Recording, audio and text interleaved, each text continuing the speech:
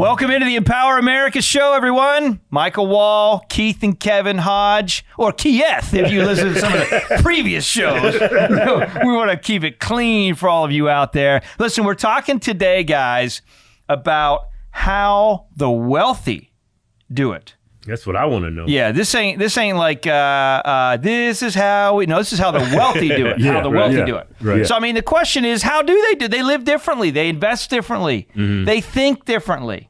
I mean, I think it all starts there. Let's start with that. Like, let's compare how you think versus how wealthy people think. Yeah. Right? Where are you at in your mindset? And I think that's got to be step one. What do you guys think about that? Yeah, my wife, because I like to invest my money in stock market and cryptocurrency and stuff like this. No, don't put your money, just keep it in a bank account. I was like, that money's not doing anything for you. You're actually losing money. Yeah. Because of inflation, I say. So most people, the wealthy, if you're smart, you're not going to have your money stuck in a bank account because it's doing absolutely nothing for you. You got to put it in assets. Your bank is called losing money safely. That's exactly what it is. I mean, you're going to get just a little bit more crumbs on your stack than putting it under the bed. But you know what's crazy? You don't even realize you're losing it. Yeah. Because you're ignorant. Yeah. That's why you're not wealthy. It's one thing to lose it and know it. It's another thing to not know it. And we look around and be like, I don't know why I can't buy my Twinkies anymore. I'm out of money.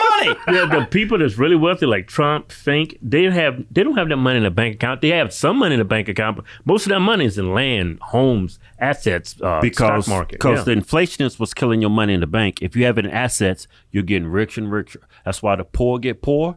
They're not as bright. It's true. As the wealthy. No.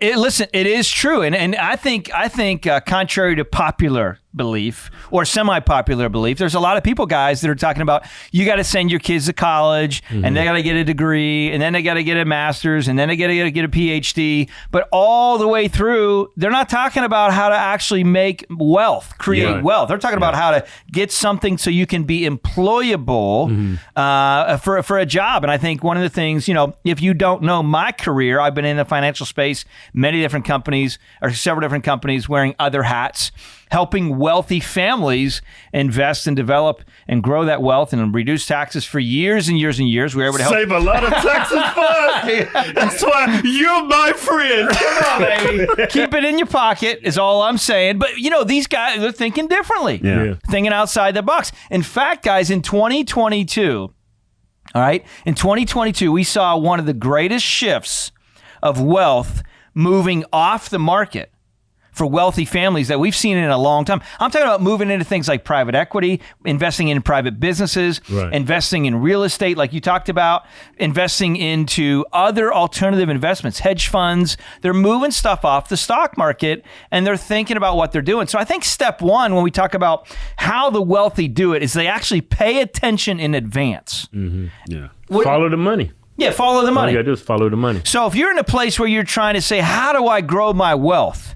Don't talk to your neighbor that doesn't have any money either. Like, he's going to tell you to put it in Pepe. Yeah. Cryptocurrency. Yeah. All right, my boy just 10x his money. He's going to be like, listen, let me tell you what I did yesterday that really helped me. I thought outside the bun. And I went to Taco Bell and saved 99 cents, baby. So, I mean, there's nothing wrong with saving 99 cents, but you got to think about, a little farther down the road. You might have saved 99 cents, but you lost a day of your life. Sitting on the toilet. Yeah, that's a recipe for success. That fire sauce is coming out hot. I can't even eat Taco Bell anymore. I wake up in the morning, I'm throwing up in my sleep. I'm like, oh my God. That heartburn is killer. It's bad. It's bad news. Bad. I was throwing up in my... I ate 3 tacos of Mexican pizza and a couple of chalupas, right? So I woke up and I'm like gagging. My wife, what the hell is wrong with you? I said, that Taco Bell is coming back. You got me. The Taco Reaper got me, baby. Yeah. When you can't swallow your saliva, let alone a drink, you know you got a problem. Yeah, hey, that's scary though. That heartburn will wake you up. I had a blowtorch coming out of my throat. Oh my God, it was hot. Volcano action. You walking around the next day, she'd be like, what is that black hole in your pants? The blowtorch went out the other end. Oh my God. I don't eat it. I just eat one taco. Yeah. But I eat How that. about this? Don't eat it at all. Right. Don't eat it. Don't eat that taco. Do what the wealthy do. Yeah, I'll tell you, they ain't eat. Well, you know, Trump eats at McDonald's, so I mean, that should tell you something. Well, he feeds people McDonald's. Did you see him take a bite? I didn't see him. It's the only place you can go in. It's true. It's a good point. It's the only place you can go in there and buy 25 people dinner for $14. He did that at the White House at the professional athletes come. They get that. What's all this Big Macs for? We don't have the Big Macs today. We got the Big Mix. No, I mean, when you think about it, you got to hang around people, right, in life that are doing things that you're not doing. Yeah. And by the way, this is one thing we talked about it in shows past. Man, here I am, my eyes watering because I'm having so much fun. But I talked about it in the shows past, the idea of literally getting out of your own way. That talks about reducing pride. There's a lot of people who are like, man, don't tell me what to do. I got it all figured out. No. You got it People so get in their figured own out, way. you can't even fix your car. Yeah. I mean, just stop that. You know what brings a lot of value to my life? The people you surround yourself with. Yeah. If you surround yourself around a lot of people who's got their money in a bank account or they put their money in a safe deposit box under that couch, you're losing all your money. Well, listen, you gotta surround yourself with good company. We were talking off air about some private investment stuff, and we were talking about the idea of data centers and stuff like that, and how do you do that, right? I mean, that's one of the things that other firms that we do research around, right? So find people that know things that you don't know. Be open to those new ideas.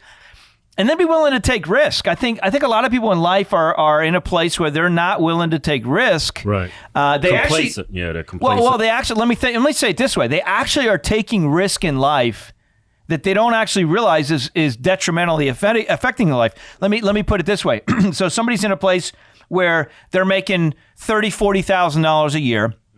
They're complaining about how everybody's got more money, maybe $50,000 a year, $80,000 a year. I can't buy this. I can't buy this. I can't buy this. I can't go on vacation. I can't all this stuff. But what they don't know is, you know what? Maybe, like as an example, I'll use myself as an example. Listen, when we started out, our apartment was $400 a month. Yeah. My wife worked at the Outback Steakhouse being a waitress, making $18,000 a year. I used to be a security guard. You know, making $7.50 an hour. Yeah. I mean that's how, like, we didn't start where we are now. Yeah. And so people need to understand that this is years and years and years of development, making good decisions, making some mistakes along the way, but making some good decisions, and then also listening to people that know more than we know. So you got people making 30, 40, 50, 60, 70, whatever I was saying, $1,000 a year, and they're out there like, I got to get the new iPhone. Right. I got to get the new iPad. I got to get the new Louis Vuitton this or Gucci that or whatever. It's like, stop that. Yeah, you gotta a lot keep of your the money in. have-nots, they're investing in other people instead of themselves when you think about it. Yeah, they're instead of making yourself rich, you're making other people rich. Yeah. Right. And they appreciate that. But you got to think about yourself. You got to think about yourself. So let's kind of land the plane with this thought on this show, which I think is important. How the wealthy do it is they kind of get selfish for a minute. And by that, I mean, they look at themselves and they look at the dollars that are in their hands, whether it's a lot or a little, because it's got to start somewhere. And they say, what are we doing with these dollars? What are we doing to invest in ourselves? I remember when I started in business years ago, I was spending money. I was spending thousands of dollars, back when I was making 80, 90, 100,000, 110,000, whatever a year. And some people say that's a lot of money back then and even now. But guess what? I was spending $15,000, $20,000, $25,000 a year to invest in knowledge for me to learn things that I didn't even necessarily know how I was going to right away make money from it. Right. Yeah. But I knew it was important to invest in me. I'm talking about taking 20 to 25% of my income, investing it into information, guys, that I learned and ideas that I would try that I had no idea were going to work out. Yeah, and on top of that, there's countless apps you can buy that dictates where you're spending all your money. It's like, wow, I'm throwing this much money away in entertainment. I don't have nothing to show for it. Yeah. Yeah. So I think the first step, we talked about multiple first steps. This is the actual first step, right? Is like take an inventory of your life. Where are you spending money? You don't need the brand new iPhone that comes out every year. You just don't need it. Yeah. Take that money and invest it into yourself, right? You don't need a brand new car because who cares? At some point in time, the wealthy made a material and fundamental decision to say, all right, here's what we're going to do. We are going to adamantly, intently focus on building wealth, not building other people's monetary value, the companies that we're investing in and really buying stuff from, right? It's so important. So I think you got to think about that. How the wealthy do it is they think outside the box. They invest in themselves. They find people that don't know, that know what they don't know. And they're really in a situation where they genuinely do think differently. Yeah, when it comes to your finance, you don't have to be a jack of all trades. There's people out there, there's experts out there, there's people that have way more knowledge than you. Yeah. Learn from them. Yeah, I mean, it's huge. And then now you're in a place where you have free space to think about what you might like to do. And you got to take some risk. Yeah, you got to take a little Calculated risk, though. I've taken plenty of risk. I mean, we took a risk on YouTube years ago. Yeah. It got me fired from my job at the time. Yeah. Coincidentally, but look where it turned out to be. Yeah. Opened up so many doors for us. Oh, absolutely. I mean, it's been a beautiful thing. So the wealthy do it in a way that's, this is the last thing that I'll say on this. I think is so important for you to think about. I say the wealthy do it in a way different than maybe some of you watching this are doing it.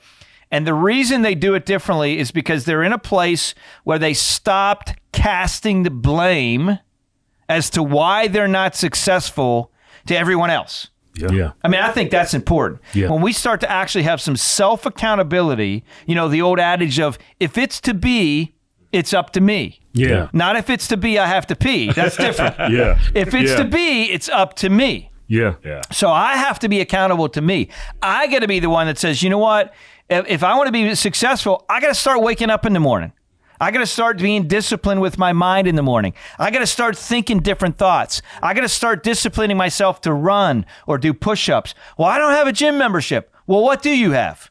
You got 2 feet, you got 2 hands. Hopefully you can run, you can do the chair jacks like we were doing earlier. Right, yeah, you can right. do jumping jacks, you can do push-ups, and all that stuff gets the endorphins flowing, gets your mind flowing, gets your thoughts flowing. You can make notes. You got ways to do things right now to motivate yourself, but it takes a little bit of self-starting. Where there's a will, there's a way. Where there's a will, there's a way. That's the key. Stop looking for scapegoats. All you have to do is replicate what everybody else is doing and make it your own. That's exactly right. So the key here is stay focused, stay empowered, take accountability, be blessed.